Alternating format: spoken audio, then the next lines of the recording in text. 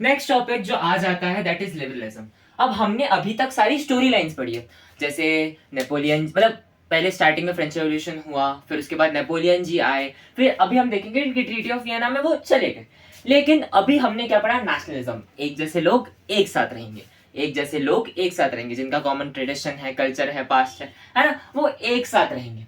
But ये जो nationalism की भावना है ना, ये नेशनलिज्म की भावना कि एक जैसे लोग एक साथ रहेंगे, ऐसे बटे हुए टुकड़ों में, अलग अलग किंगडम्स में, ड्यूचीज में, कैंटन्स में डिवाइडेड नहीं रहेंगे, एक साथ रहेंगे।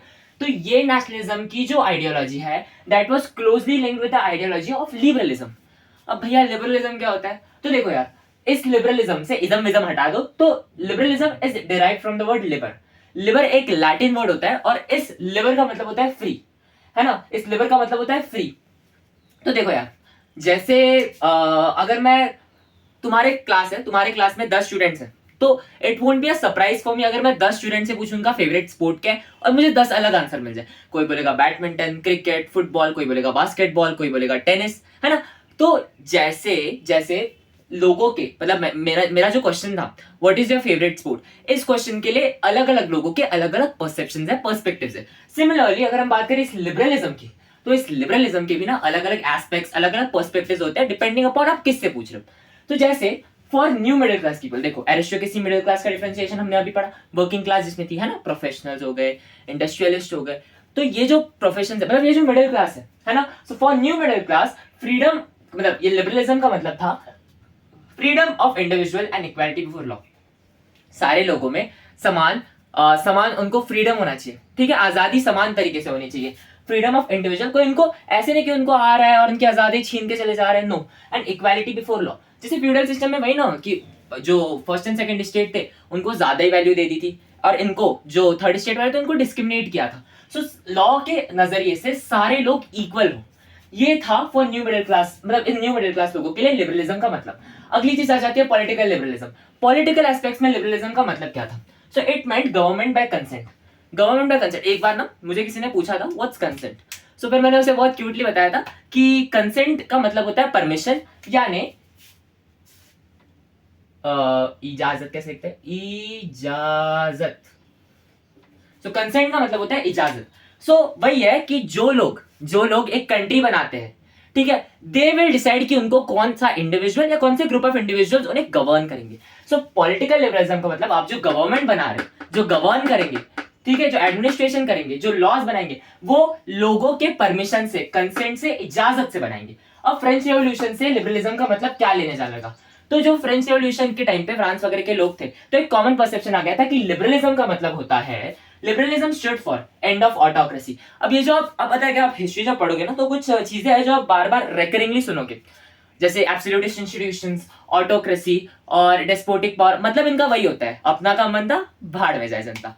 तो यही मतलब लेके चलता है एंड ऑफ ऑटोक्रेसी। ये जो है ना कि मैं एक रूलर हूं और मैं एब्सोल्यूट रूल करूंगा, इस चीज का एंड चाहिए, इस चीज का एंड चाहिए। अगली चीज आ जाती है रिप्रेजेंटेटिव गवर्नमेंट बाय पार्लियामेंट, है ना। रिप्रेजेंटेटिव गवर्नमेंट यानी क्या? भारत में 150 करोड़ की पॉपुलेशन है, तो क्या 150 लोग के मतलब 150 करोड़ के सारे लोग क्या पार्लियामेंट में जाके बैठते हैं और डिबेट करते हैं, डिस्कशन करते हैं और फिर लॉ बनते हैं? नहीं, हम क्या करते हैं, हम मिलके हमारे कॉन्स्टिट्यूएंसी से एक लीडर, एक नेता को चुनते हैं। मेजोरिटी, मतलब जो वही डेमोक्रेसी होती है, वोटिंग में जो मेजोरिटी लीडर निकलता है वही हमारे कंट्री को गवर्न करता है, राइट। तो यही, तो ये क्या है? Representative government. Okay, everyone is not getting involved in the decision making। कुछ पर्टिकुलर सेट ऑफ पीपल को कोई रिप्रेजेंट कर रहा है और वो लॉज बना रहा है सबके लिए, वो सारे लोगों को उस कॉन्स्टिट्यूएंसी के रिप्रेजेंट कर रहा है। सो ऐसे रिप्रेजेंटेटिव गवर्नमेंट बाय पार्लियामेंट, है ना। एक संविधान चाहिए, कॉन्स्टिट्यूशन। जैसे मान लो कल जाके कोई नेपोलियन बोनापार्ट आ गया, वो मोटा सा धबला सा थुलथुला सा लुईस 16 आके हमको रूल कर रहा है। सो ऐसा नहीं चाहिए। There should be a legitimate ऐसे पेपर, चिट्ठा, जिसको सारे लोग फॉलो करें, नो मैटर व्हाट। तो इसीलिए उसे कॉन्स्टिट्यूशन कहते हैं। तो एक कॉन्स्टिट्यूशन चाहिए ताकि कोई एब्सोल्यूट रूल ना कर पाए। And abolition of clerical privileges. Clerical privileges यानी क्या? क्लर्जिकल यानी क्लर्जी के बारे में सुना था फर्स्ट स्टेट के लोग। सो क्लर्जिकल प्रिविलेजेस का मतलब होता है जो वहां जो चर्च वाले लोग हमें टैक्सेस लगाते थे, हमें चर्च वाले, थर्ड स्टेट वाले लोगों को चर्च के लिए जबरदस्ती काम करना पड़ता था, even if they do not want. तो ये जो क्लर्जिकल प्रिविलेजेस है ना, इसका हमें अबॉलिशन चाहिए, मना कर दो। अब इकोनॉमिक एस्पेक्ट्स पे जो लिबरलिज्म था उसका मतलब था freedom of markets. Freedom of markets का मतलब क्या? मतलब आप एक जगह से दूसरे जगह जा रहे हो या आप मार्केट में कोई सामान बेच रहे हो, खरीदी कर रहे हो, ऐसी चीज पे ना हमको कोई पाबंदियां नहीं चाहिए। वी वांट फ्रीडम कि हमें जो खरीदना है वो खरीदे, है ना, हमें जो बेचना है हम वो अच्छे से बेच पाए। This was freedom of market and abolition of state imposed restrictions on movement of goods and Capitals. समझ गया? इतना बड़ा सेंटेंस इतना फास्टली बोल दिया सर, और आपको लगता है समझ गया? क्या गंदा टीचर है यार। चल समझा रहा हूं।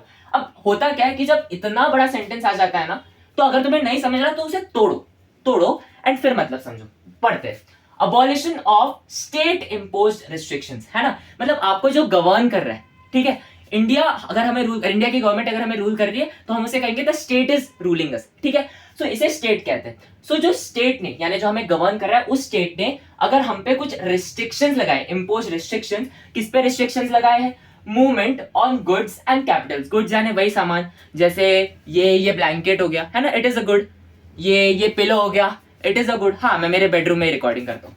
सो ऐसे जो गुड्स हैं, इनकी मूवमेंट पे, मतलब एक टेरिटरी से दूसरे टेरिटरी अगर मैं मेरे गुड्स एंड कैपिटल यानी पैसा उनको ले जा रहा हूँ, एक कंट्री से दूसरे कंट्री अगर मैं मेरे गुड्स एंड कैपिटल्स को ले जा रहा हूँ, तो ये जो मूवमेंट है इस पे जो मतलब स्टेट इंपोज रिस्ट्रिक्शंस है, इनके movement of goods and Capitals पे जो रिस्ट्रिक्शंस लगाए हैं स्टेट के द्वारा, उसको क्या कर दो? अबॉलिश कर दो, खत्म कर दो। इतना समझ गया? अब इतना समझ गया कि क्या लिबरलिज्म किसके लिए स्टूड करता था। अब लिबरलिज्म किसके लिए स्टूड नहीं करता था। अब जब हम लिबरलिज्म की बात करते हैं, तब जाहिर सी बात है हम पॉलिटिकल इक्वालिटी, मतलब सफरेज राइट, सबको वोटिंग राइट्स हो, इसके बारे में सोचते हैं। लेकिन यार जब 19th सेंचुरी के बारे में हम बात करते हैं ना, so liberalism did not stood for universal suffrage. Suffrage मतलब वोटिंग राइट्स, वोट करने के जो अधिकार होते हैं उन्हें सफरेज कहते हैं, मतलब हाँ सफरेज कहते हैं। एंड यूनिवर्सल सफरेज यानी उस टेरिटरी के अंदर जितने भी लोग रह रहे हैं सबको वोटिंग राइट्स हो, सफरेज हो। बट लिबरलिज्म का मतलब यूनिवर्सल सफरेज यानी सबको वोटिंग राइट्स हो, इसका मतलब नहीं था। It did not stood for universal suffrage. कैसे? हम अगर रिकॉर्ड्स देखें तो फ्रांस में फर्स्ट पॉलिटिकल एक्सपेरिमेंट हुआ था, पहली बार वो थुलथुले से लुईस 16 को हटा दिया था। तो उस टाइम फ्रांस में राइट टू वोट बस प्रॉपर्टी ओनिंग इंडिविजुअल्स को ही दिया था, है ना, जैसे फर्स्ट एंड सेकंड स्टेट के जो एरिस्टोक्रेटिक लोग थे, अमीर लोग थे, एंड जो थर्ड स्टेट के अमीर लोग थे जो टैक्सेस पे कर सकते थे बहुत सारा, उनको ही अपने voting right, suffrage rights grant किए थे। वुमेन्स को तो दिया ही नहीं थे, और जो नॉन प्रॉपर्टी मैन थे, जिनके पास प्रॉपर्टी नहीं थी, बेचारे गरीब थे, उनको भी नहीं दिया। एंड बस एक जैकोबियंस, मतलब जब कॉन्स्टिट्यूशनल मोनार्की भी हट गई थी, तो जैकोबियंस क्लब जो मैक्सिमिलियन रॉबेस्पियर था, उसके टाइम पे all man above the age of 21 उनको वोटिंग राइट्स दिए गए थे। बहुत शॉर्ट पीरियड ऑफ टाइम था। क्यों दिए थे? क्योंकि यार ये जैकोबियन क्लब्स, मैक्सिमिलियन रॉबेस्पियर जो था, ये सब ना ग्रुप्स ही मिडिल क्लास लोगों के थे। तो जब हम ही गरीब है तो हम क्यों बाकी गरीब को वोटिंग राइट्स ना दे? So all the man, whether आपके पास प्रॉपर्टी हो या ना हो, all the man above the age of 21 उनको वोटिंग राइट्स दिए गए। फिर नेपोलियनिक कोड आ गया 1804 में। सो नेपोलियनिक कोड ने सफरेज राइट्स को वापस लिमिटेड कर दिया प्रॉपर्टी ओनिंग मैन को, ठीक है। And it also reduced woman to the status of minor. इसका मतलब क्या स्टेटस ऑफ माइनर? हाँ, तो जैसे देखो यार, 18 साल के नीचे जो लोग होते हैं उन्हें माइनर कंसिडर किया जाता है, एंड इसीलिए उनको वोटिंग राइट्स नहीं दिए जाते, राइट।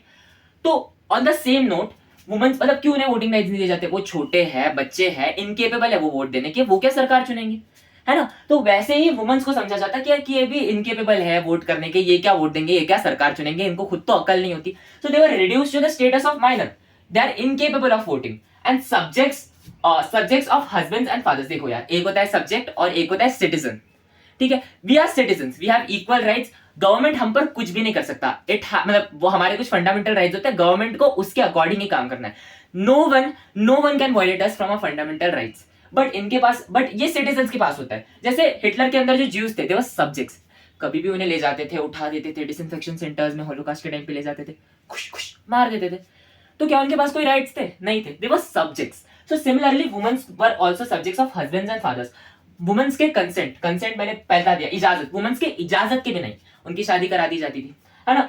हस्बैंड्स उनके साथ कुछ भी कर सकते थे, है ना। तो मतलब वुमेन्स के खुद के कुछ ऑटोनोमस राइट्स नहीं होते थे, वो सब्जेक्ट्स होते थे हस्बैंड्स एंड वुमेन्स के।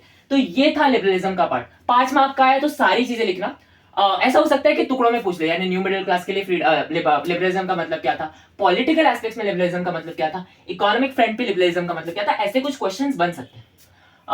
एंड अगर 5 मार्क का बोला तो सारी चीजें लिख देना, 3 मार्क का पूछा ना तो इतना लिख देना, ये फ्रांस की हिस्ट्री मत लिख दे बैठना। तभी मैं बता रहा हूँ क्वेश्चंस कैसे आ सकते हैं। जाहिर सी बात है एक डायरेक्ट क्वेश्चन आएगा, what were different perspectives of liberalism, तो आपको ये सारे लिखने पड़ेंगे, जैसे political aspect, new middle class के लिए क्या, फ्रेंच रेवोल्यूशन के लिए क्या। अब आते हैं कॉम्पिटेंसी बेस पे।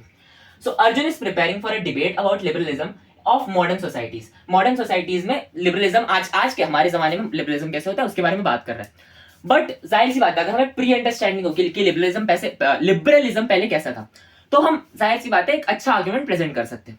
सो to increase his understanding explain him liberalism in 19th century. तो बोला गया है लिबरलिज्म, उसके अंडरस्टैंडिंग को एनहांस करने के लिए आप बताओ कि लिबरलिज्म 19th सेंचुरी के टाइम पे कैसा होता था। क्वेश्चन को देखो घुमा दिया है, शब्दों को घुमा दिया है, बट आंसर सेम है। एंड आपका सीबीएसई भी आपके साथ यही करेगा, डायरेक्ट क्वेश्चंस नहीं पूछेगा। कॉम्पिटेंसी बेस्ड एसएसटी में क्या होता है यार, आपको लिखना वही है, बट आपको समझना है कि क्वेश्चन क्या है, क्वेश्चन के अकॉर्डिंग फिर आपको लिखना क्या है, ये समझना पड़ता है। So this was all about it. इसके बाद हम पढ़ेंगे ज़ोल्वेरिन, फिर हम पढ़ेंगे ट्रीटी ऑफ वियना। होप इतना समझ गया।